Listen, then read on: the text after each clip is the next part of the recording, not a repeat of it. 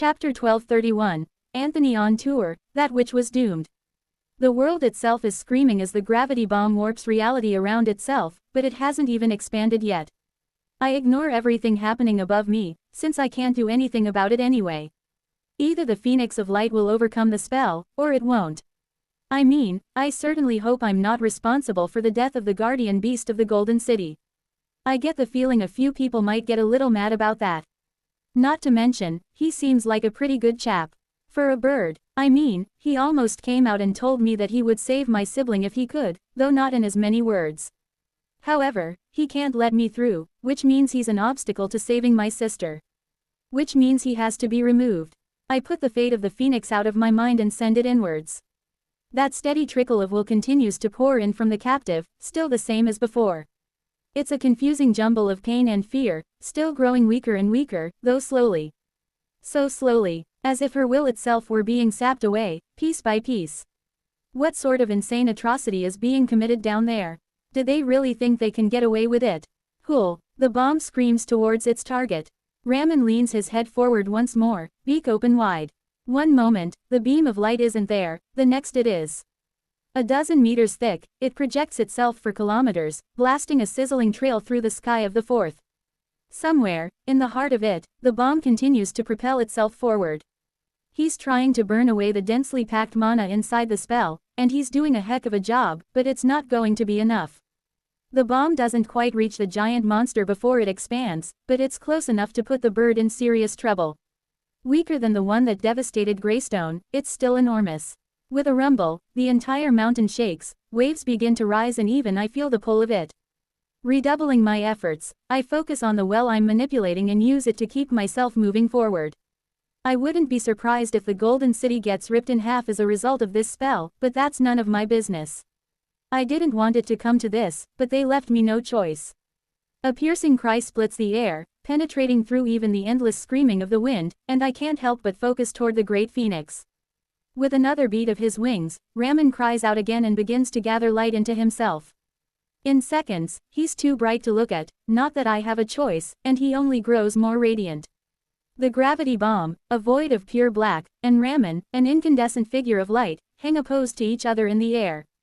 Then something incredible happens. Raman leans forward, and pushes himself towards the bomb. In an instant, he begins to be absorbed, sucked within the void and crushed, and the vast amount of energy he conjured goes in with him. First his head and neck are drawn in, then the pull catches hold and starts to drag in the rest of him, wings, body, tail. He's literally trying to consume the bomb with his own body. What the heck? More and more light is pushed into the bomb, and unbelievably, it grows dimmer and dimmer, shrinking in size as it consumes the Phoenix. Such a vast amount of mana and energy is being funneled into it, and so rapidly, the bomb can't eat it all. Over the course of 10 seconds, Raman is consumed, until every speck of him is gone, and so is the bomb. The screaming subsides, the shaking is gone, the waves grow still, but also, the light is gone. Where the Phoenix had been, there is now a void, and the light of the city seems that much more dim. I didn't expect him to go ahead and do that. Heck, I mean, he saved the city, there's pretty much no damage at all, but at what cost? At least there's nothing left to stop me from getting into that cathedral. I can't help but feel irritated by the child emperor, who I assume is the master of the guardian beast. You could have just saved my sibling, and your loyal pet wouldn't have had to suffer like this. Why make things difficult? I am now ordered to destroy you. Oh snap, Raman, how? But I am loath to carry out this command.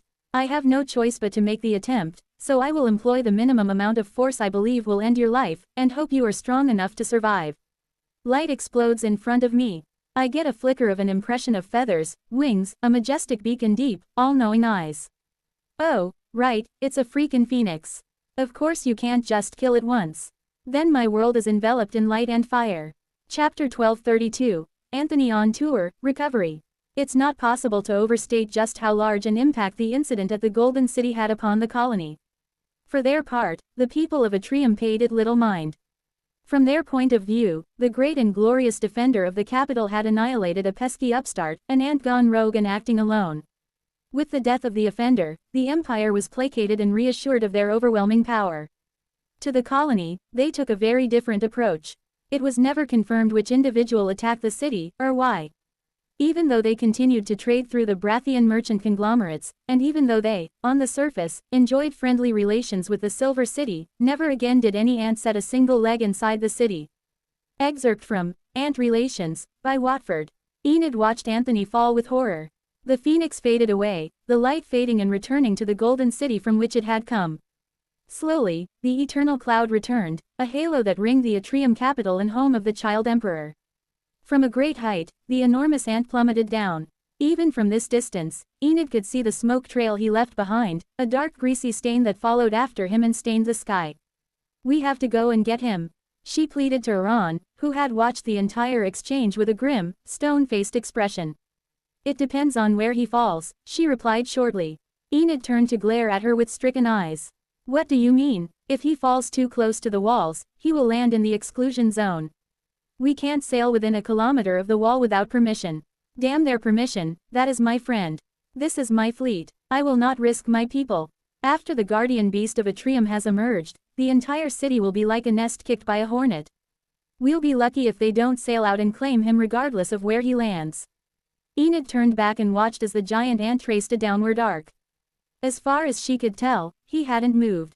"It may not matter," she said bitterly, "he may not even be alive." "I certainly hope that isn't the case," Iran said softly. "I have grown fond of him myself, but what he did here could be interpreted as an act of war against the largest empire in the fourth stratum. We must be careful." It wasn't unreasonable, but Enid had heard enough. She knew Anthony well enough to know he wouldn't have done such a thing without good reason.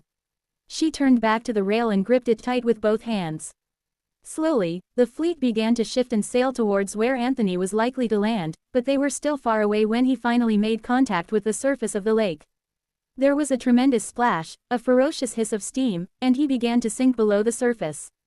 All the while, the Brathian mages were in constant dialogue with the city. Apparently the request was being buried in bureaucracy, as was always the case in a place as large as this.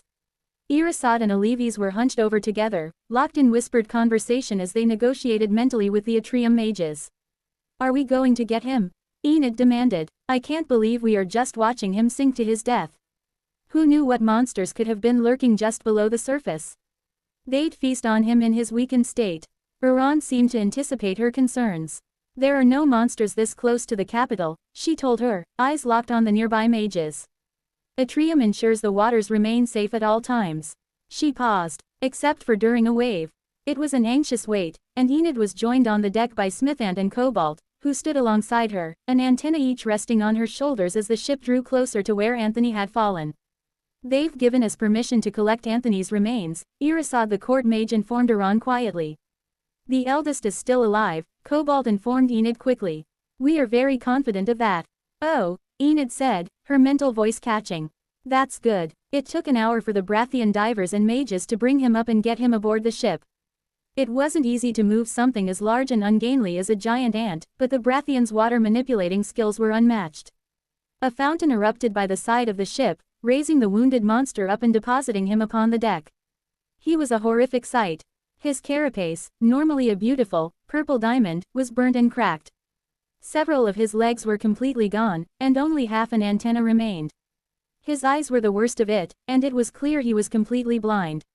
But he was alive. "Thanks for picking me up," he told them all quietly.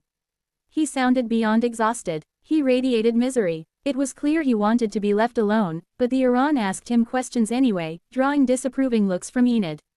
"How did you survive?" she asked. "I thought for certain you would be killed." Anthony didn't answer for a long time, but eventually he did. "The Phoenix," he said heavily. "Raman, he wanted me to live." "But why?" Iran pestered him, shocked. Anthony didn't reply. His one remaining stub of antenna turned toward the city, and he wouldn't respond to anyone. Unable to get any more information, the Iran could only accept it and turn the fleet around.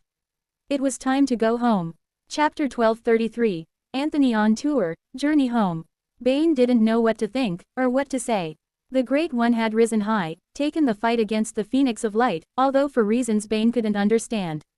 When the Great One had launched his mighty spell and swallowed the light, Bane had felt as if his eyes were about to leap from his head. Was this truly the declaration of war, committing the new path against the old? Was the famed defender of Atrium about to fall, allowing for the rise of a new power? Visions had flashed before his eyes, images of triumph, of despair, of misery and joy. His heart had soared as he imagined the glory of the crusade to come, even as he wept for the pain and suffering that would surely spread, the darkness that would smother the land before the dawn would come. Yet, it wasn't to be. The phoenix had been reborn in a blinding cascade of light, the Great One had been enveloped in flames. The rest was, as they say, history. How could he describe the emotions that had overwhelmed him as he watched the Great One fall? That was the physical manifestation of his faith, a living deity, a creature who had been touched by divine providence. He had rocked an entire mountain to its foundations to defend his people, performed miracle after miracle, but now, he had been defeated. Was it possible for the new path to fail? As the hours dragged by, he sat on the deck, a respectful distance away from the slowly recovering ant, watching. After a time, Jern and Alice came to sit alongside him. With the conclusion of the voyage, there should have been a glad and celebratory air around the fleet. Instead, it felt like a funeral. There was little conversation, the ants did not move much, the Brathians kept to themselves. Sailors and mages saw to their duties with only scattered, hushed words exchanged. Winds were summoned and directed into the sails, waters were driven along the sides of the ships. The fleet moved at incredible speed, every ship raising a plume of white spray in their wake. I don't understand what happened, Bane confessed finally. His one remaining hand was clutched to his chest, as if trying to hold in the fear which had blossomed there. That the Great One could lose, I'm not sure what it means. The two paladins didn't respond immediately. After some consideration, it was Jern who decided to speak. He's sad, he said simply. Bane was confused. Who is? Jern nodded toward where Anthony, still horrifically injured, remained motionless, slowly healing. The Great One. I can get a vague sense, a faint impression, of what he's feeling. He's sad. Alice was reluctant to speak, but she frowned at Jern's words and couldn't contain herself. I'm not sure. Sad goes far enough, she said quietly, looking at the motionless ant with complicated emotions in her eyes. He's grieving, deeply. This was an even more shocking revelation to Bane. Grieving what? The loss. Jern seemed to anticipate his next question. The huge man rolled his shoulders and spoke. I wasn't sure either at first, so I went and asked the ants. You didn't tell me that, Alice objected. Well, I'm telling you now, I guess. One of the ants went missing in the city.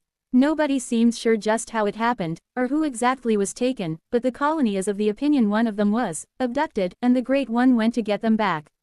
The one-armed priest listened intently to every word Jern said, but when the young man had finished speaking, he still didn't seem capable of processing what had been said. An ant, abducted, who would do such a thing? And why? Such sacrilege, a desecration, an unspeakable insult thrown directly in the face of the new path. Rage burned within his chest, hot flames that threatened to ignite his entire self in righteous fire. And the Great One, they had thrown themselves unflinchingly into the mouth of danger, dared to rise against the entire Atrium Empire for the sake of a single member of the Blessed Family. Such selflessness, such devotion, and now they suffered grief as deep as the oceans themselves, unable to save their precious family member. Great sorrow welled within the priest, enough to drown the flames of anger and plunge him into fathomless melancholy. Then a thought occurred to him. A dark, terrible thought. One that caused the breath to freeze in his lungs and turned the blood in his veins to ice. Tell me more of this colony, the great priest had smiled, I am fascinated to learn more of them. Him, had it been him, the Church of the Path considered all monsters to be resources, to be offerings, intended to uplift the mortals of Pangara. Why would he have been interested in the colony for any other reason? Bane had been all too happy to answer his questions, to share in the miracle, even in a small way. And yet, with a strangled cry of rage and despair, the priest shot to his feet and ripped his robe off. With only one arm, this was a bit of a struggle, but such was his frenzy that he swiftly achieved it, then he turned and roared at the now vanishing Silver City in the distance. Such a cry drew every eye, as it contained such anger, such sadness, such a depth of betrayal, that it brought a tear to the eye of all who heard it. Then he sprinted at the railing and flung himself into the water. After the Brathians had fished him out and returned him to the deck, he lay gasping on the wooden boards, tears streaming down his face as Jern and Alice hovered over him. The old path must be destroyed, he vowed to himself in his heart. I will never rest until it has been torn down completely, until not a single brick of that institution rests upon another. The Great One would be acknowledged as the true savior of this world. Bane could accept nothing less. Chapter 1234. Anthony on tour, weight of gold. The seneschal was a reserved man, usually. In this particular moment, he found he was having difficulty maintaining his smooth-faced facade, such was the anger bubbling away inside him. As he stood in the antechamber within the great cathedral, observers noted the man was tapping on his right leg with a single finger, though he seemed unaware of it. Tap, tap, tap, tap, tap, tap, tap, a regular rhythm for a regular man. The seneschal represented order, represented stability. To have his gaze fall upon you in anger meant you had disturbed the sacred balance of peace within the Golden City.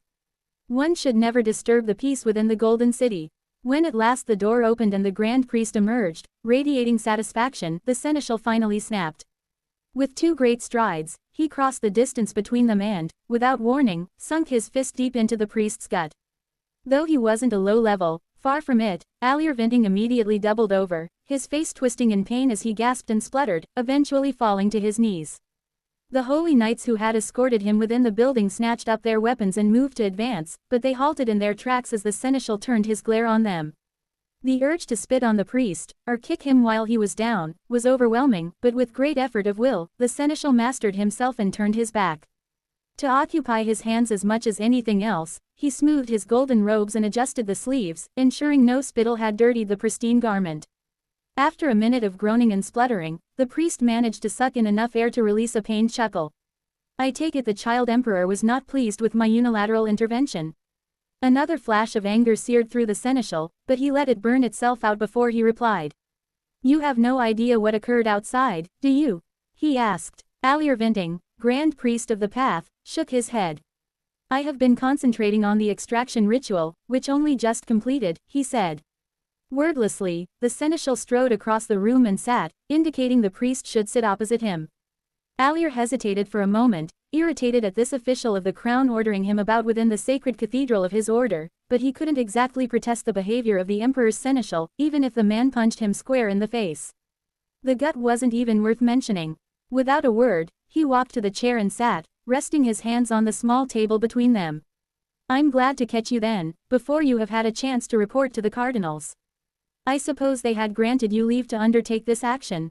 The seneschal asked. Raised his brows. Of course, my lord seneschal. Even I would not be so bold as to commit such an act without the blessing of my superiors. One would hope, the seneschal replied mildly, you would recall that within this city, your superiors include the royal court, and the child emperor above all. Grand Priest bowed low in his seat. Of course, I meant no offense, he said smoothly, despite the radiating pain through his gut. I only intended to say I would not act on church matters without the approval of my superiors within the order. He smiled ingratiatingly. If I may, could I inquire as to what occurred outside that has disturbed the emperor so? Don't misunderstand, the seneschal said, the child emperor is not disturbed, the child emperor is furious. Despite all that had preceded this moment, only now did the Grand Priest feel a hint of true danger. The Church of the Path was a welcome and esteemed friend of Atrium, but also existed in some form or another across the entirety of Pangura. They were not without power, far from it. Acting against the will of the Golden City in small matters wasn't much of an issue, but how would abducting a single ant monster possibly anger the child emperor so? The ants noticed what you had done, the seneschal told him. Rather quickly too. They found out even before the court. We aren't sure exactly how. Suppressed the urge to shrug. What did it matter if they found out? They couldn't do anything. The Tier 7 took particular offense at your actions, and decided to attack the cathedral. Tried not to laugh. He wore the expression of a man who had been told a sheep had attempted to bite the face of a lion. He was bewildered. I assume the offending creature was struck down instantly, he said, leaning forward in his seat. Might I inquire as to what happened to the remains? If he could put his hands on the body, there would be a wealth of knowledge that could be extracted. A pity the experience had already been claimed. How much elixir could they extract from such a creature? It was indeed struck down, the seneschal said, but only after it forced Raman to reincarnate. The final words were stated with the finality of the headsman's axe. Only now did the priest realize just how much danger he was in. Immediately, he bowed his head low, touching the table. I sincerely apologize if my actions, or those of the church, have led to this painful outcome. My sympathies are with the child emperor at this time. The seneschal openly glared at him. It wasn't common knowledge just how the guardian beast was tied to the Golden City, but it was known he drew his power from the heart gold the city itself was made with. To reform himself, the beast needed to draw deep on the energy contained within the metal, weakening it. It was basically the same as spitting in the child emperor's face. As much as he would love to try and deflect the blame onto the ants themselves, Alir knew it was useless. The Church of the Path would be blamed for this incident, no matter what he did. Even from the grave, that detestable monster was reaching out to strangle them. The seneschal reached out a hand, and Alir looked at it blankly. The elixir, the seneschal said shortly. Give it to me. Several emotions flickered across the Grand Priest's face, but he settled finally on acceptance. He stood, walked back into the adjoining room, then returned again with a shining goblet held reverently in his hands. Despite his anger, the seneschal was visibly shocked. You gained this much from a single ant? He breathed. Alir grinned triumphantly. They are rich in experience and energy, these ants. Just imagine how much could be harvested from the entire colony. This city would drown in elixir. It was hard for the priest to keep the overwhelming want from his voice. This colony represented an unprecedented offering from the dungeon to the peoples of Pangara. To not harvest it in full would be sacrilegious. He already knew what the cardinals would say on the matter. A crusade would occur, the only issue was when. The seneschal took the cup, and cut the priest's hopes down. Atrium has no desire to engage in conflict of any kind while the threat of the rising waves is upon us, he informed Alir. I will meet with the cardinals next and tell them the same. Any action that could bring conflict of any kind to our doorstep, will be seen as an act of treachery against the child emperor. Have I made myself clear? The priest bit his tongue. He could wait for his moment. Of course, Lord Seneschal, he said, bowing low. The servant of the emperor turned and took his leave, cup of golden elixir held firmly in his hands. Chapter 1235. Anthony on tour, duty. Morelia watched the Brathian fleet sailing in the distance. She'd watched Anthony's confrontation with the Phoenix of Light with bated breath, certain she was about to watch the bizarre monster meet his end. Fearful of invoking the child emperor's wrath, the fleet had sat at anchor, unwilling to intervene as the fight played out. How to explain the complicated emotions she felt? Anthony was less of a monster and, though it was difficult to admit, something of a friend. She'd spent a fair bit of time with him on the surface, and he'd never done anything other than be helpful and conscientious. Even if his behavior was eccentric, to say the least. As she'd watched his body fall, she'd felt sad. It was a shame, and a waste of potential, to see him be snuffed out like that. What would happen to the colony, with their guiding light extinguished? Who would account for the incredible things that monster would have achieved in the future? He'd stated the colony was going to cleanse the fifth with such certainty she'd begun to think the impossible might just become possible. The doubt of others had never stopped those ants before. More personally, she had begun to mourn someone that she had begun to think of as just a good person. Nobody in command could tell her why the Tier 7 mythic monster had decided to charge headlong into one of the most secure locations in all of Pangara, but she could guess. When she'd been asked to speculate on the possible motivations of the giant ant, she'd said as much. Almost nothing motivated Anthony to battle more than the safety of his family. Commander Chiron had scowled at her words, but eventually, she was proven correct. An ant had been abducted in the city, the authorities confirmed it themselves. What they won't tell me, Chiron growled, is if they've checked to see if it's alive. The Legion's mages had been busy communicating with the Legion fort stationed in the Golden City. After an incident like this, she was certain the diplomatic corps would be working their guts out, but answers were always slow to come from the bureaucracy. Have our own dungeon seers checked? Morelia asked, confused. They had some on board, surely they could tell without having to rely on anyone else. One says yes and one says no, Chiron replied shortly. The stocky commander stared down at the map in front of her. The markers indicating the Brathian fleet were drawing further away each moment. A handy piece of enchanting. Working theory is that if he's alive, his life force is so weak it's difficult to check. The mages of the tower are declining to check, and for the life of me, I can't figure out why. I think I can provide an answer, Commander.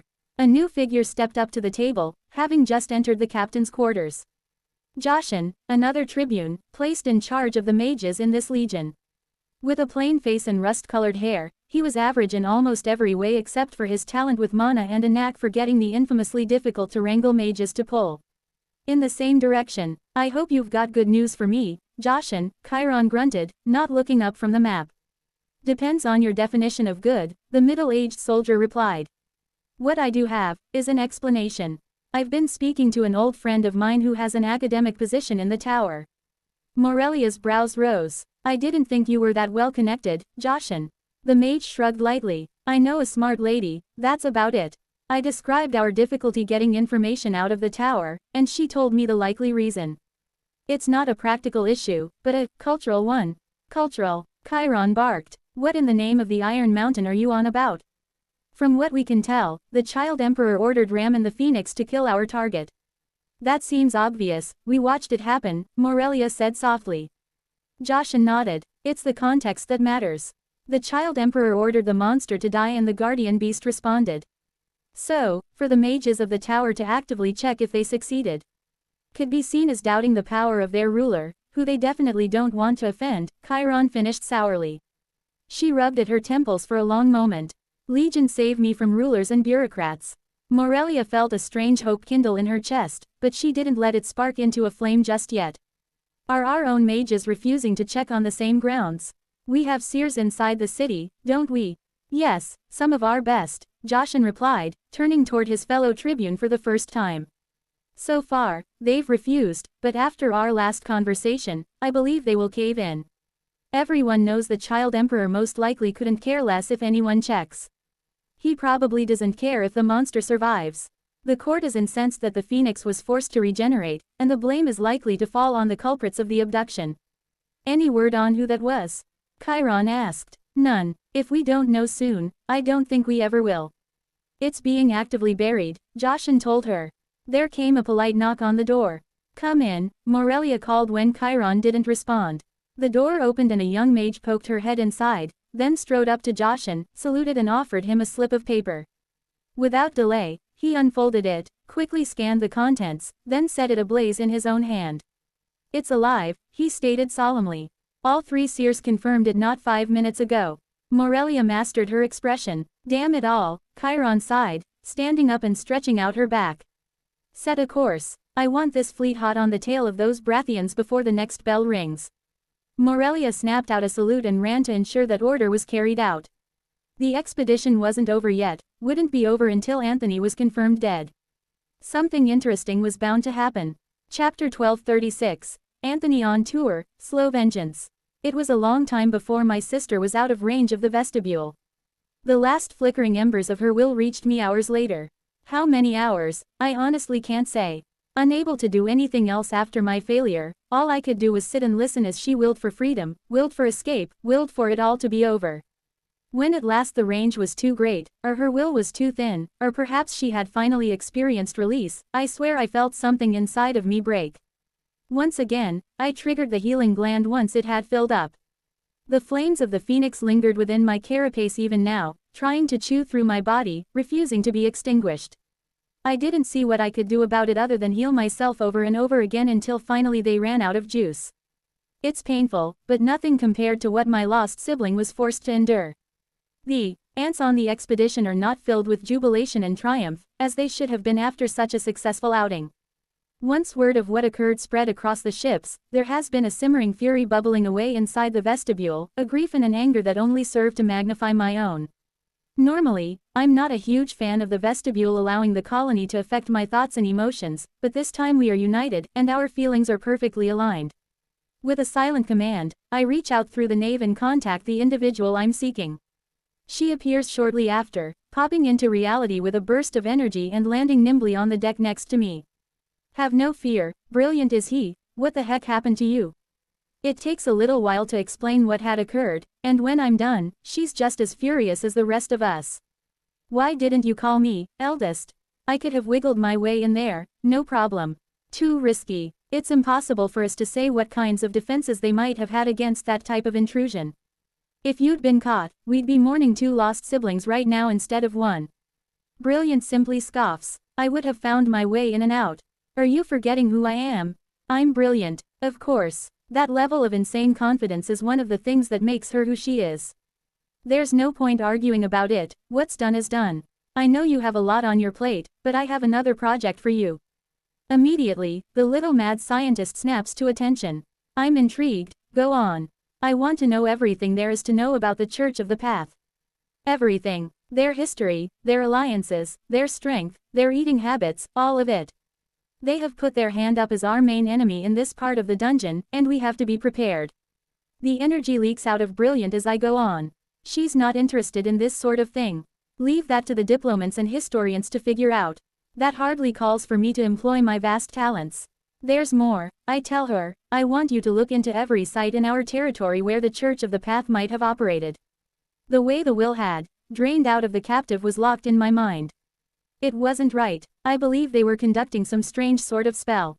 Some magic that I don't understand. They were doing something.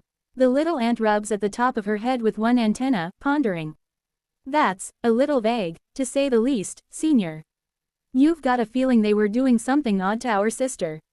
Well, I don't have a reason to doubt you, so I'll investigate.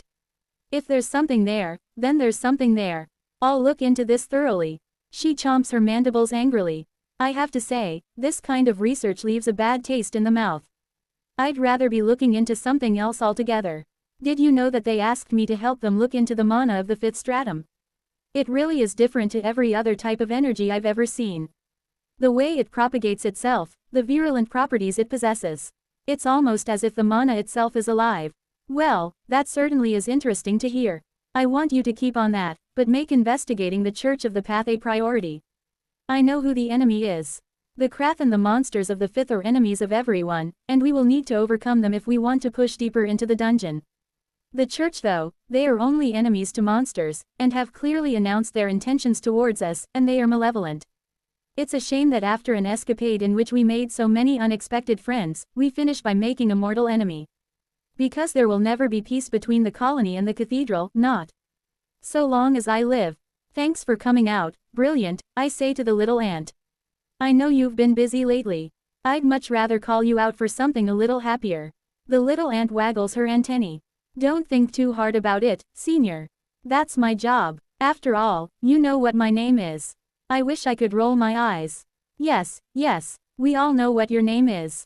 No need to shout it every time you leave. Or arrive, or in general conversation. Not everyone is as smart as me, so I need to make sure I remind them. After all, I'm Brilliant. Muahahaha, hey, that's my evil laugh. But she's already gone. Damn it, she's always been a cheeky one, but she's quickly becoming one of the most important ants in the entire colony. I know she'll investigate as diligently as she can with all of her fierce intelligence. Suddenly, I just feel tired. I want to see my friends. I want to wrestle with Tiny, talk with Nvidia, poke fun at Chrysalis. I want to see my mother, the queen, and tickle the grubs. With an internal sigh, I trigger the healing gland once again. At this rate, it'll take a few days to put these fires out, then I can start to properly regenerate. Ram the Phoenix of Light. He's a tough customer, but I have to thank him. By holding back, he literally saved my life. I owe him one. Chapter 1237. Anthony on tour, arriving home. When our home mountain comes into view, I feel an upswell of emotion, stronger than I expected. We've been gone for a little over a month, and it's wonderful to see the end of the journey come into sight. Soon, I get the same feeling from all the other ants, locked away in the holds of the ships. They don't particularly care about being packed into cramped conditions, but they are ready to be out and back amongst the family again, getting some work done. As we draw closer, the energy flowing into my vestibule goes from a relative trickle to a flood, as tens of thousands, then hundreds of thousands of ants come into range. Holy heck, I'd almost forgotten what it felt like. All of a sudden, I'm overflowing with energy and feel like I could take on the world. As the fleet continues on the final stretch of the journey, it's clear to see the family has been hard at work on the mountain.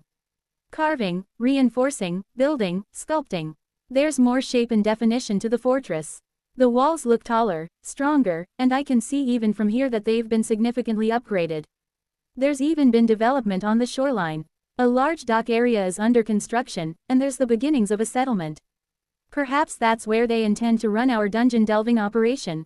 As long as the centipedes are being exterminated, I'm happy. Before long, Iran Thoris comes onto the deck, a smile on her face and the light gleaming off her purple scales.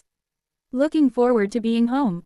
I ask her. Of course, I'm looking forward to seeing how much my husband has made while I was away. I don't know why I would think she was hoping for anything other than money. Would he really have been that busy making profits? We were away for 1 month. Don't underestimate Satrap Yumizan, she said firmly, a twinkle in her eye. I might be the chief negotiator for the conglomerate, but he's the satrap for a reason. Speaking of sweet wealth. When can we expect our first delivery, of course? The thought of paying out wealth doesn't seem to sit as nicely, wiping the smile from her face. It will take a little time to see what sort of impact your confrontation with the Phoenix will have on our enterprise. But I'm hoping it won't be too detrimental. I would like to make our first payment in another month. We've discussed what happened a few times, but only in circular terms. She's not happy I did what I did, putting so much at risk, but eventually she was able to appreciate that I was never going to be able to do anything else. Ultimately, it was more productive to just not talk about it. Soon, we're close enough that I think I might be able to reach out to the gang. Hey, Tiny, can you hear me, bud? Dead silence for a moment, but that might just mean he's asleep.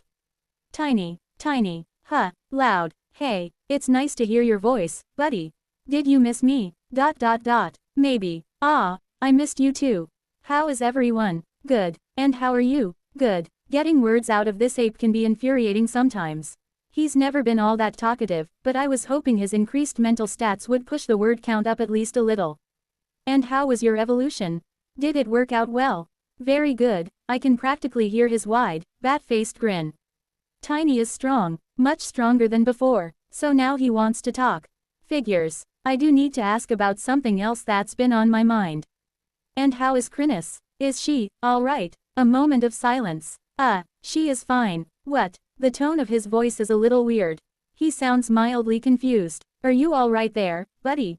Yes, fine. And Chrysalis? Again, a pause. She is fine, and not mad. Wait a second, Tiny, is Chrysalis telling you what to say? Another pause. No, she totally is. She's getting Tiny to lie for her. Just how furious is she? Tentatively, I reach out to Chrysalis directly. Hey there, Chrysalis. How are you? Wake up from your evolution alright? I'm totally fine, master. I awoke without any issues. I'm looking forward to seeing you again. How far away are you? The words sound perfectly reasonable. Friendly, calm, in control.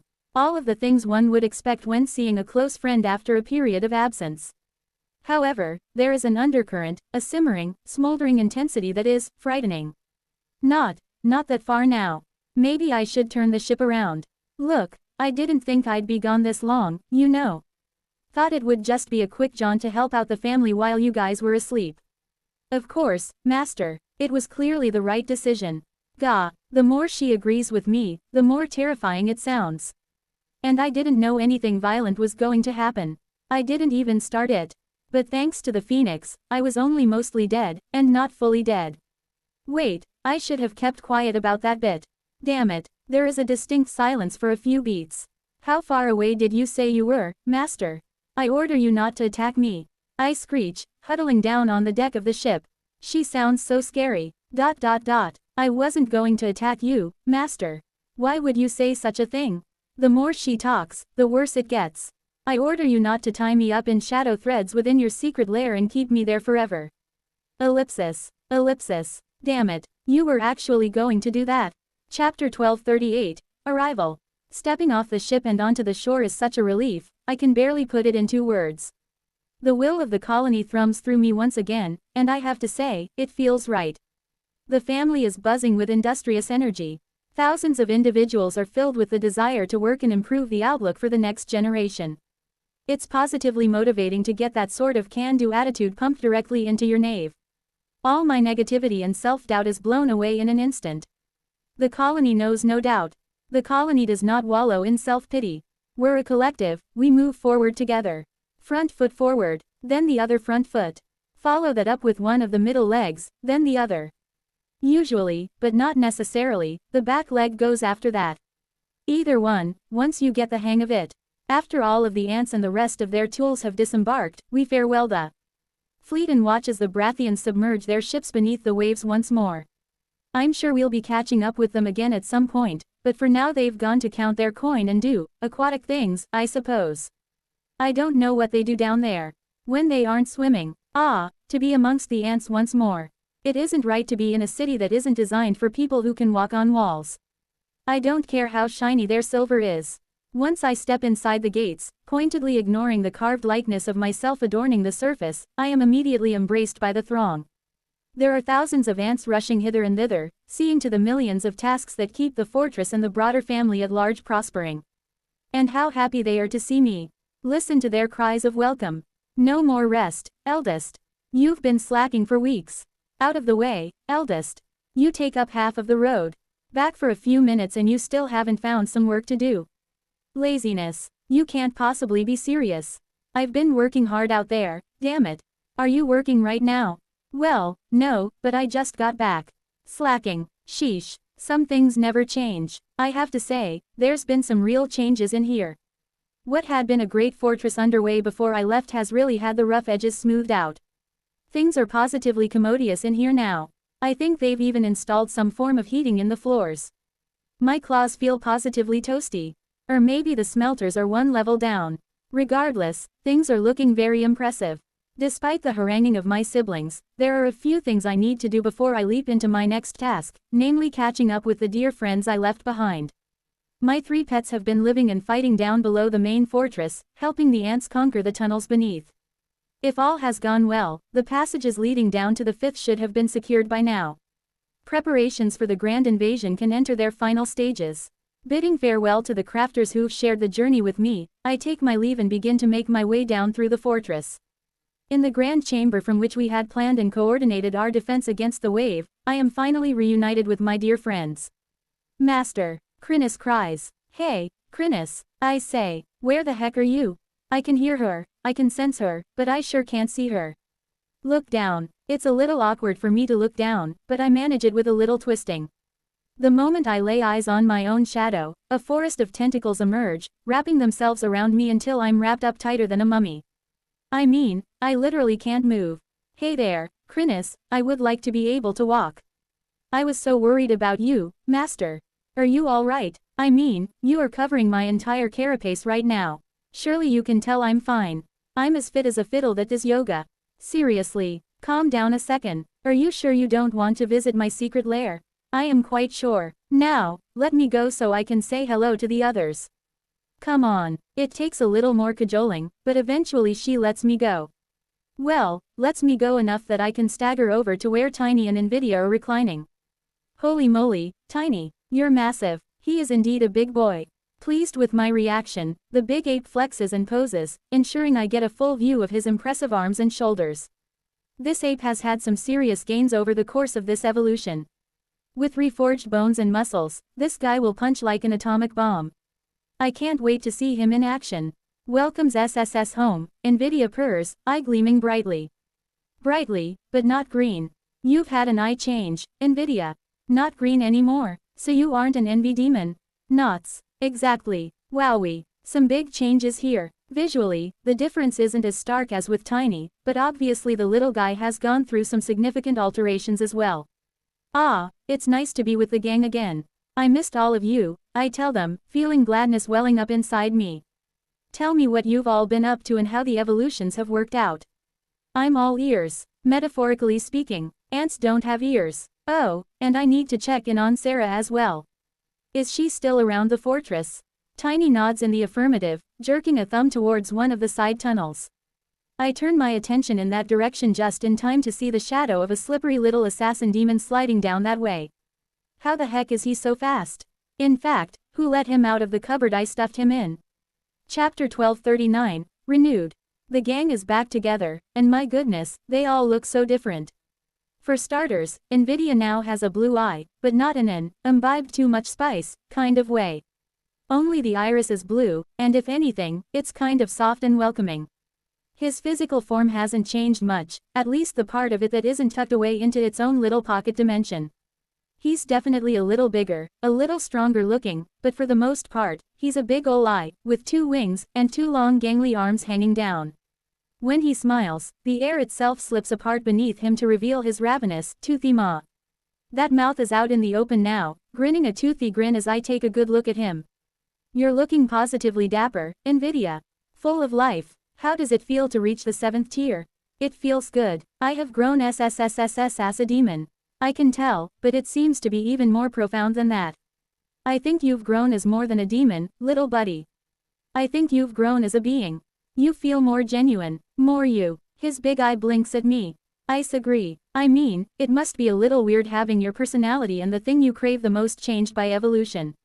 Or is it the thing they crave the most that drives the evolution? I'm not sure, but judging by how happy he seems, I think Nvidia has chosen well. Tiny is huge. It's easy to see he poured his evolutionary energy into increasing his physical prowess as much as he could.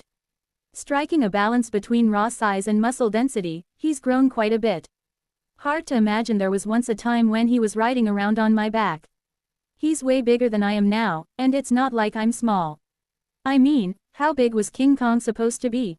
Tiny is giving him a run for his money. At this rate, he'll be smacking over the Empire State Building with one hand in a couple of evolutions. Tiny, did you remember to implement a few measures to ensure you don't just die when you punch something? A huge consideration for Tiny has always been trying to curb his instinct to throw himself in the face of danger at the first opportunity. I've done everything I can to help the dumb ape. Nvidia being a dedicated support caster half the time was just so he could help protect Tiny from himself. We secured armor and enchanted gear to try and help cover his weak spots, but he's always been a glass cannon. I have no idea how I managed to keep him alive for this long. With a wide grin, the ape thumps himself on the chest. Tiny is strong and tough. Don't worry, judging by the size of his shoulders, I'm unconvinced. There's more to his evolution than just raw physical size, however. Of all three of my companions, he's had the largest visible change. His fur, always liable to change evolution to evolution, isn't as long or shaggy as it was before. He has a strong silverback coloring, but the whiter fur looks almost like electrical lines, streaked across his shoulders and down his arms. A spiderweb of lightning. Despite just standing there, sparks of electricity crackle around him, lines of force rippling across his forearms and fingers. There's a qualitative difference in the way he feels to me as well, the density and purity of his core is stronger. Wait a second, you got a mythic evolution. Somehow, his bat face splits even wider into a broad grin.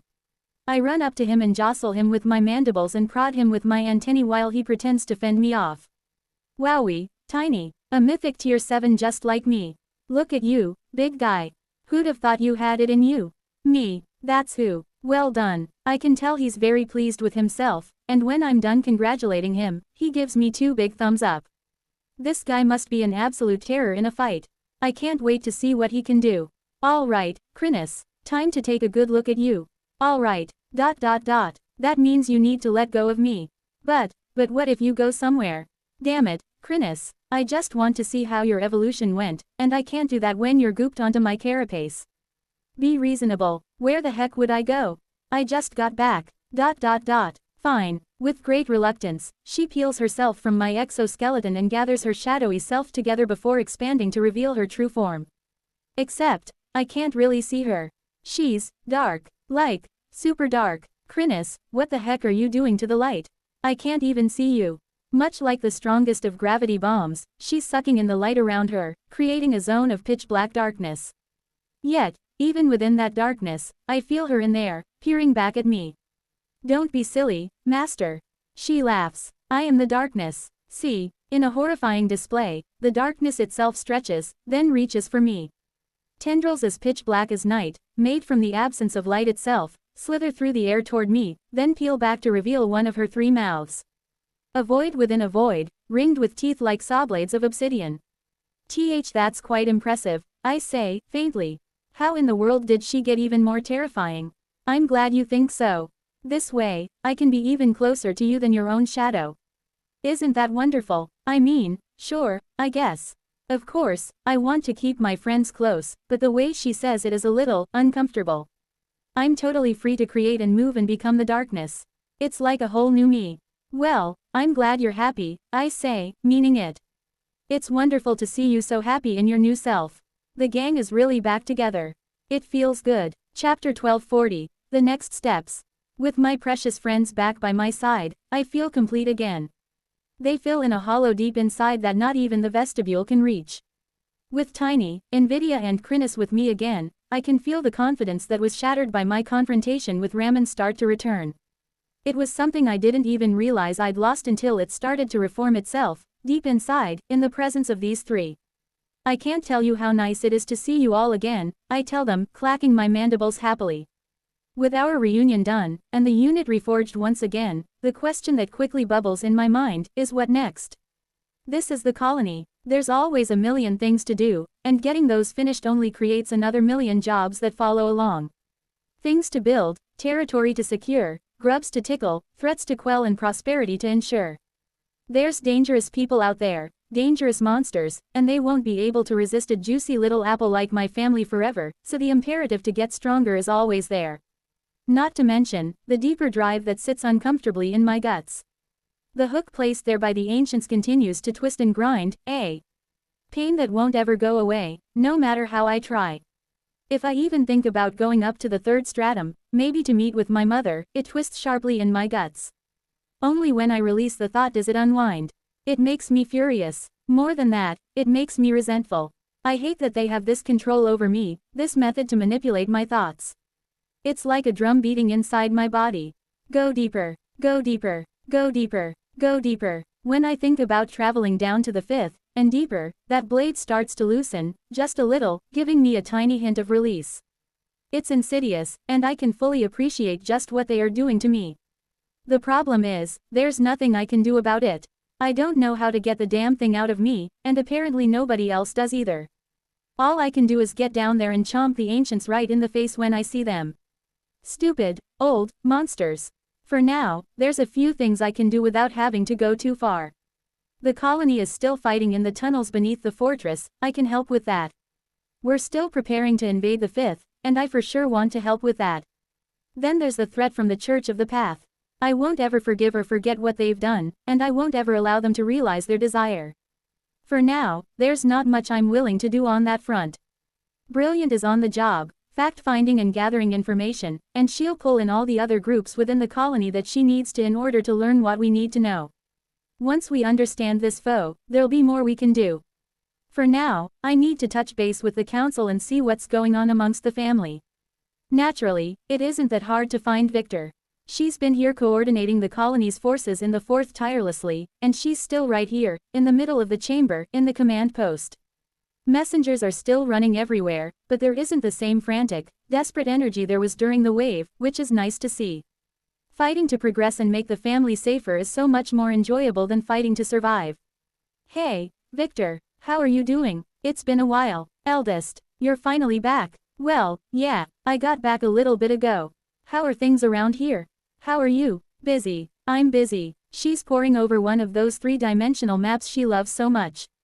This one shows the fortress and the absolute web of tunnels beneath us. Seeing it really drives home just how deep it goes down there. The fourth stratum is absolutely massive.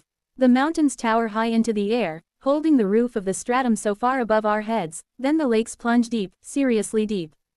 Beneath all of that, there are the tunnels. A vast network of passages that touch every mountain on this entire layer of the dungeon. It's enormous, putting it mildly. I can see that you're busy. We're all busy, are we? She gives me a sharp look. I've got about a dozen jobs that you could take care of for me, but are you doing any of them? Like, right now, I just got here. I'm here saying hello to you. How the heck am I supposed to know what you want me to do? You ask. You've been talking to me for almost a minute now. Yeesh. Alright, I'll get to your missions in a bit, just chill out a little now. Can you get the council together for me? I want to catch up with everyone and see how things are going. Of course, of course. I'm sure they'll want to talk with you as well. Now go away and get something done. Fine, fine, alright. Get a wax and massage or something, you're way too tense. Had some torpor any time recently? The general freezes on the spot, seized by her trauma. I slept yesterday, 8 hours. Oh, of course. Oh, someone's in trouble. See you later, Victor. After your nap, chuckling evilly to myself, I slip away and leave Victor to stew in her own juices. Hey. For now, there's another general I want to catch up with.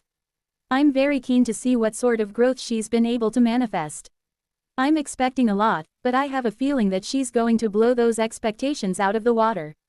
Just how well are Solent and her army getting on?